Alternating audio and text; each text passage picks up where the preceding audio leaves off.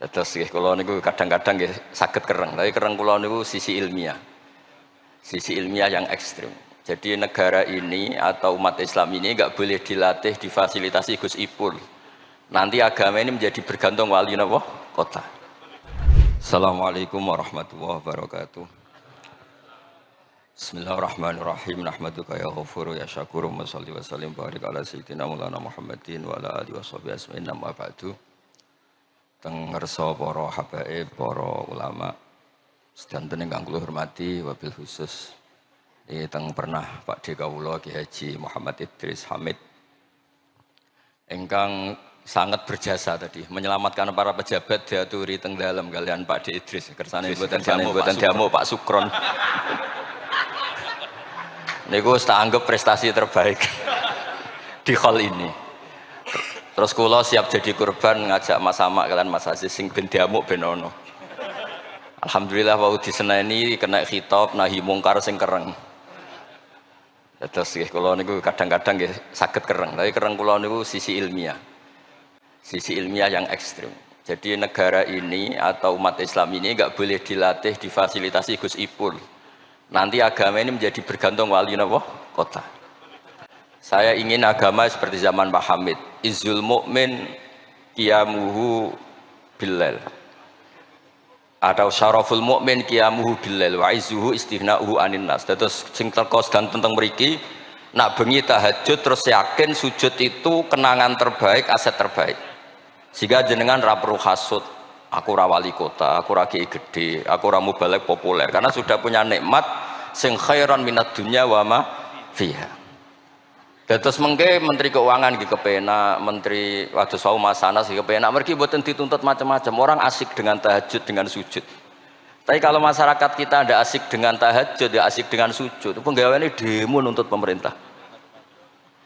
Terus solusi bangsa ini tidak sekedar pemerintah itu baik, pemimpin itu baik, tapi rakyat juga baik. Kalau nate matur tengki hasib, putranipun bawah. Kebaikan konsensus itu dimulai dari kita. Misalnya barokahnya orang Indonesia itu sholat. Itu banyak orang yang punya anak cantik itu dilamar orang kaya tidak mau hanya karena yang kaya raya ini tidak sholat. Padahal kalau nikah sama orang kaya ekonominya selesai. Padahal miskin sekali. Jadi rakyat itu pun heroik Gusipul. Demi cari mantu yang sholat itu direwangi di mantu melarat santri mergo sholat. Sing lamar sugih mboten sholat. Nah kalau rakyat sudah punya konsensus gitu, mereka tidak akan milih pemimpin yang terkenal tidak sholat, apapun baiknya sosialnya. Sehingga tolok ukur kebenaran ini menjadi tolok ukur politik juga. Kan nggak mungkin masyarakat yang sholat terus nganggap pemimpin yang baik itu yang tidak sholat. Masyarakat kita anti zina, anti prostitusi, karena itu fahisyah. Sehingga juga tidak milih pemimpin yang punya perilaku seperti itu. Masyarakat kita humanis, menghormati hak-hak orang lain, hak buruh, juga tidak akan memilih pemimpin yang jahat, yang sadis, yang macam-macam.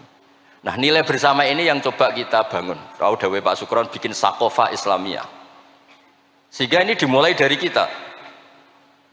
Kemudian barokahnya ilmu, kalau kita sudah senang sujud, saya punya banyak hadis diantara dijelaskan, setan itu paling menangis kalau melihat orang mukmin sujud.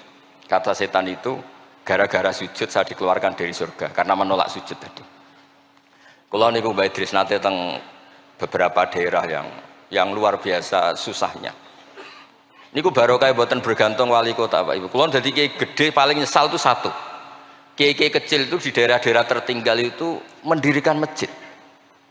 Kiai nak pun gede kados kula diundang ning masjid disangoni kas masjid. Wah niku nyesal kula teng pangeran montek amen. Sing kiai cilik melarat muassisul masjid banil masjid sing kadang kiai gede kados kula disangoni dhuwit kotak masjid. Lha sing kiai cilik iku gawe masjid, sing kiai gede entuk kok masjid. Itu barokahnya ilmu, saya bisa istighfar. Kalau saya tidak punya ilmu seperti itu, tidak punya ilmu warok seperti itu mungkin bangga. Untuk sanggup kok kotak masjid niku bangga. Jadi saya mohon dah dilatih. Keilmuan itu dilatih sehingga barokahnya itu juga nuro yamsi bihi finnas. Allah tidak ngendikan nuro yamsi fil madaris wala fil muasasa wala fil masajid, tapi yamsi bihi finnas. Teman-teman kita yang di Taiwan, di Amerika, di Eropa itu di Indonesia dilatih sujud, dan sujud itu jadi kebutuhan. mereka mahasiswa, mereka pekerja, mereka pejabat. Kepikiran kalau di Korea ada masjid, di Amerika ada masjid, di Eropa bikin masjid, bikin komunitas pendidikan.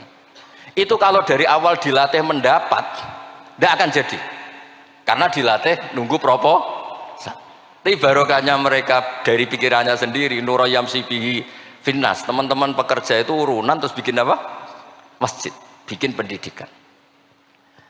Terus target kula, target saya itu kepengen tiang Islam itu punya Nuroyam Sibihi Finnas. Mereka tersiksa kalau di komunitasnya itu tidak ada tempat sujud. Jangan dilatih, kalau menurut saya, jangan dilatih dengan kebesaran-kebesaran itu. Monggo lah kita menikmati tadi ada istilah wali masyhur, ulama terkenal. Itu buat orang Islam supaya dapat pahala. Piro-piro ngidolakno wali, mboten ngidolakno penyanyi dangdut ngoten mawon. Tapi secara hitung-hitungan keilmuan, saya ulang lagi, hitung-hitungan apa? Keilmuan kita ngitung. Kalau semua orang Islam afrodul muslimin gadah semangat bikin sujud. Akhirnya pertama ada tempat sujud di Korea itu yang bikin anak-anak TKI. Di Taiwan, di beberapa negara Eropa, bahkan di Amerika pertama yang bawa Islam itu kebanyakan juga orang imigran.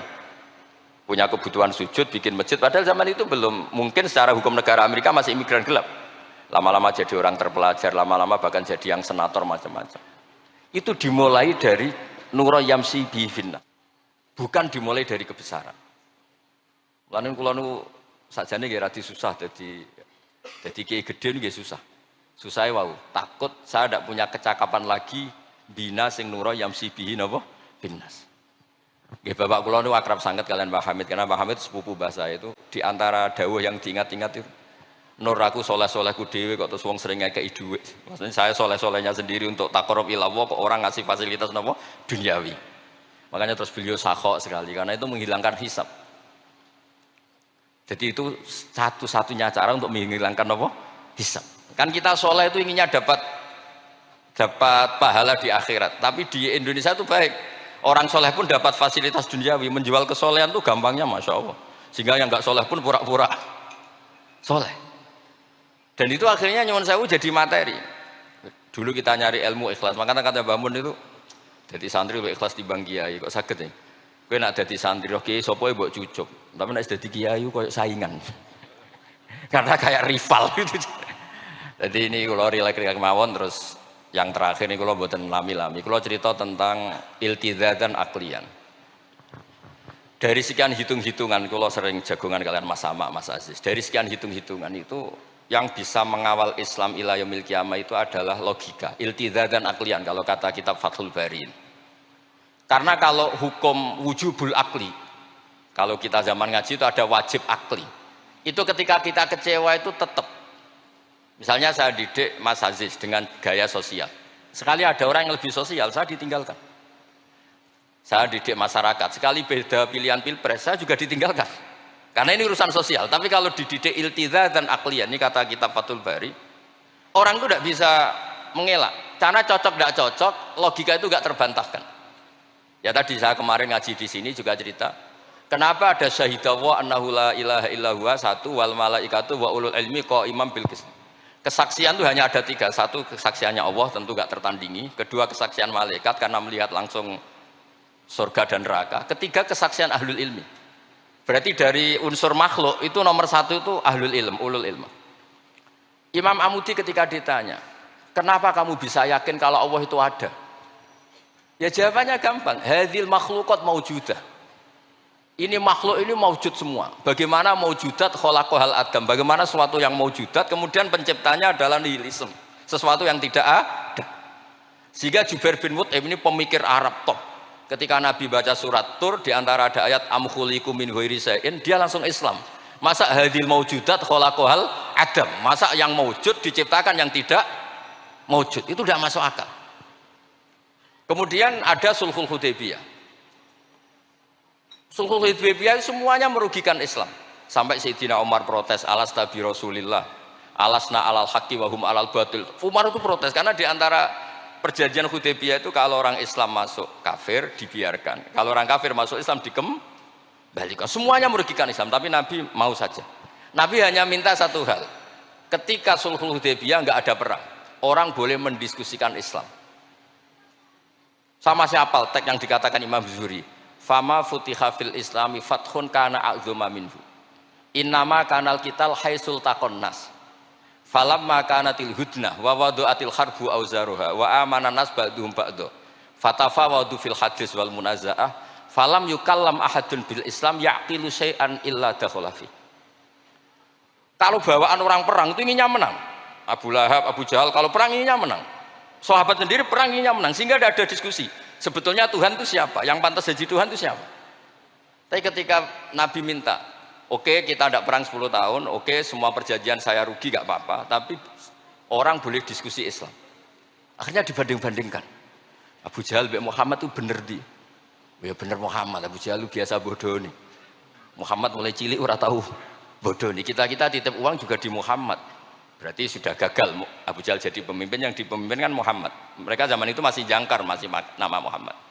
Terus berhala Namrud, Fir'aun. Yang jadi Tuhan itu pantasnya siapa? Kalau yang dipromosikan Muhammad, yang jadi Tuhan ya yang khalaqas samawati wal ardo. Terus Nabi Muhammad juga menantang, ara'aitum ma tad'una min dunil aruni madza khalaqu minal ardi am lahum syirkun fis samawat. Ada kualifikasi jadi Tuhan, syaratnya apa? Dia pencipta langit, pencipta bumi, dia pencipta air, dia ini itu. Abu Jahal enggak, berhala-berhala enggak, Lata Uzza enggak. Akhirnya semuanya masuk Islam. Gara-gara barokahnya apa? Diskusi. Makanya di Quran sering ada kul aro'aitum, kul aro'aitum. Dan Allah mempersilahkan. Di diskusi itu makanya kata Imam Zuhri, falam apa itu tadi? Fatafawadu fil hadis wal munaza'ah. Mereka debat terbuka.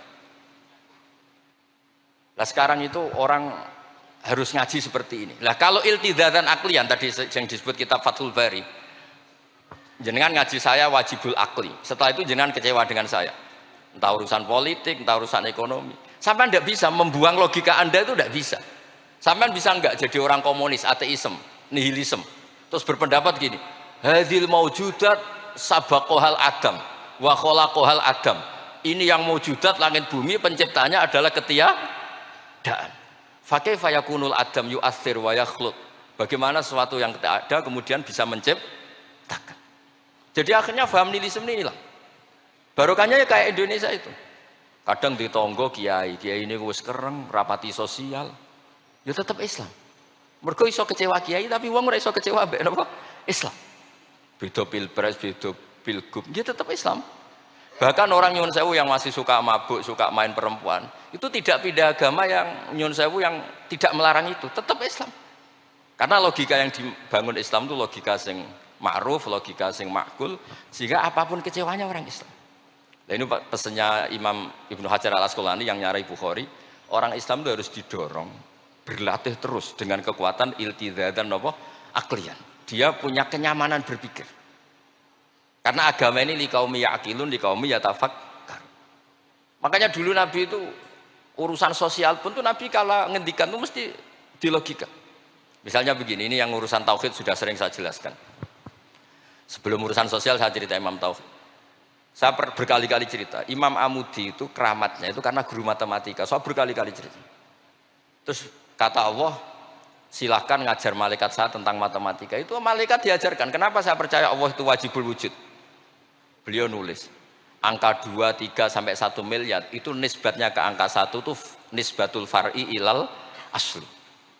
Semuanya itu dinisbatkan ke angka 1, yang 1 itu dasar, yang lainnya itu far'un. Bu angka 1 miliar ya dimulai dari 1, 2, 3 dari 1. Berarti al aslu adalah Allahus somat kul huwallahu ahad. Gambar kayak apa ruwetnya juga dimulai dari 1 titik. Lah titik ini nuqtatul wujud, maka sirnya bismillah dimulai dari 1 titik. Nah kalau umat ini dilatih begitu, itu mbok kecewa kayak apa tetap Islam. Tapi kalau dilatih, penak jadi kiai. Sering diundang ning wali kota disangoni. Ono kiai sing ra disangoni terus rapati Islam. Enak jadi kiai top, sering diundang ning ndi dihormati. Engko sing rapati dadi top terus rapati bangga mbek Islam. Tapi kalau dilatih iltizatan aklian, apapun kondisinya, mereka akan nikmati ilmunya sendiri, nikmati akalnya apa? Sendiri. Ada beberapa kasus sosial yang gagal, tapi Nabi bisa mendidik dengan teori iltizatan aklian. Ada istaka rojulun, syaka rojulun ila Rasulillah, bapak saya itu nakal sekali ya Rasulullah, sayyul khuluq. Terus bapaknya datang, pakai yattaki walal aso. Terus Nabi tanya, itu bapak kamu ya? Bapaknya, ini orang ini mengadukan kamu itu sayyul khuluq sama anak kamu. Terus kata bapaknya, innahu kana faqiran, innahu kana dhaifan wa ana qawiyyun. Wa faqiran wa ana ghaniyun. Walam amna'hu syai'an min mali. Wal yauma ana faqir wa huwa ghaniyun. Wa ana dhaif wa huwa qawiyyun. Wa yabkhalu alayya bimali. Niki tiyang anak kula niki riyen ketika kecil, kula sugih dekne lemah. Kula mampu dia lemah, tak urusi. Sakniki kula lemah dekne kuat mboten ngurusi kula. Terus Nabi ngendikan, "Masami abi hadamin madarin wala hajarin illa baka." Semua makhluk itu menangis karena keluhan bapak kamu ini. Terus Nabi ngendikan, "Anta wa maluka li abika." Kamu dan hasil jerih kamu itu juga aset bapak kamu. Sehingga jadi hukum fikih. Kalau al-qatil itu walid tidak bisa dikisos. Bahkan hibatul walid iwalati boleh dirujuk. Pokoknya selalu orang tua punya hukum apa? Khusus. Ada kejadian lagi, imro'atun melapor ke Nabi. Dilaporkan kalau dia sayyi'atul khuluq. Ibu saya itu sayyi'atul khuluq gini-gini ya Rasulullah. Jawabnya Nabi unik. 5 dalam takun kadzalik, khina hamalat katis ata asyurin. Kenapa kamu tidak ngomel-ngomel seperti ini ketika dia masih baik? Itu yang mengandung kamu 9 bulan. Tapi innaha sayyi'atul khuluq. 5 dalam takun kadzalik, khina ardu'atka haulaini kamilan. Terus, tapi innaha sayyi'atul khuluq. 5 dalam takun kadzalik, khina sahirat lailaha. Khina sahirat laka lailaha. Wa khina asma'at laka naharuha. Kenapa kamu tidak ngomong seperti itu ketika kamu masih butuh susunya, butuh binaannya? Sekarang kamu kuat baru ngomong gitu. Terus kata pemuda tadi, laqad jazaituha ya Rasul. Saya sudah membalas itu. Apa balasan kamu? Laqad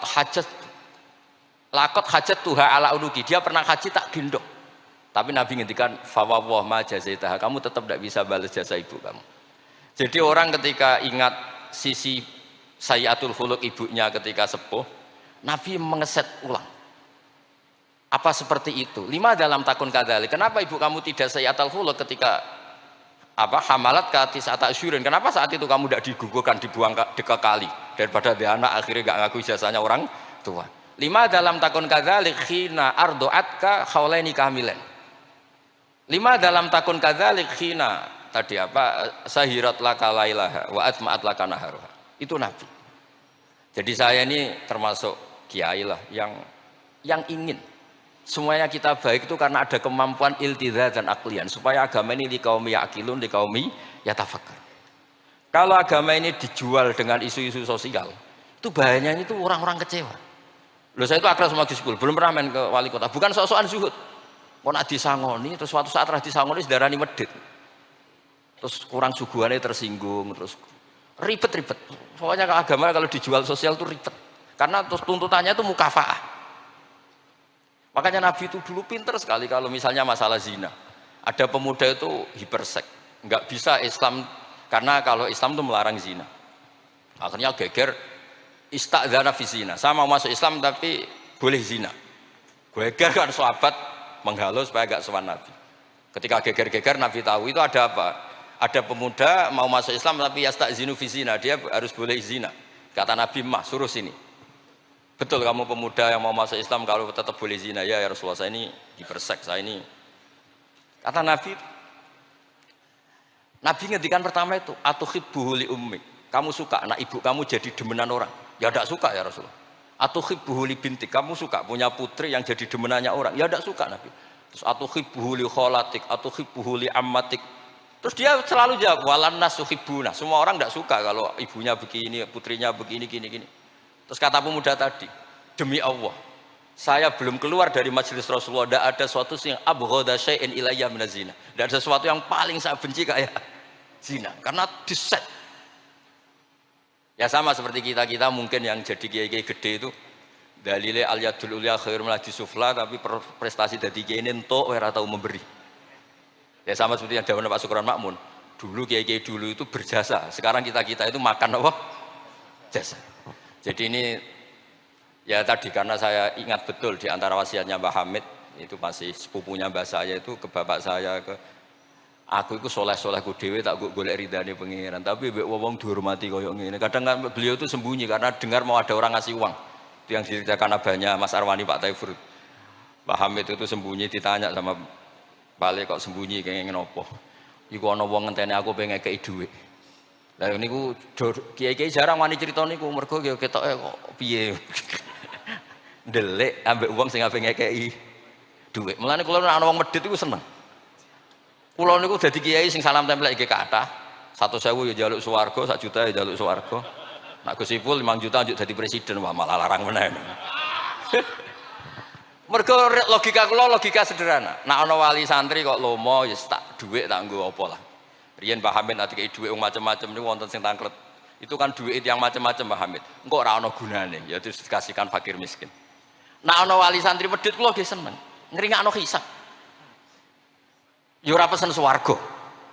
Lah itu ilmu namanya. Disenengi wong ya enak, dimedhiti wong ya enak. Mergo 100.000 njaluk swarga atuk sira salam templek gak nuntut apa-apa kan?